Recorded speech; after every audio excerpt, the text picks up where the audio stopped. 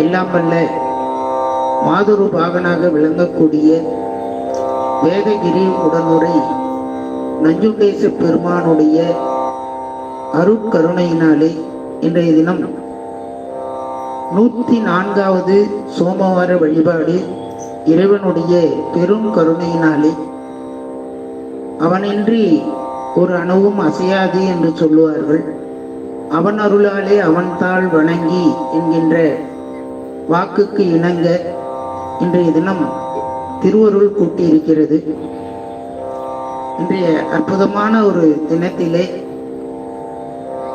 சோமவார தினத்திலே நாவுக்கரசர் பெருமானுடைய குரு பூஜை தினம் மிக சீரும் சிறப்புமாக தொடர்ந்து கொண்டாடப்பட்டு வருகிறது. அந்த தொடர்ச்சியிலே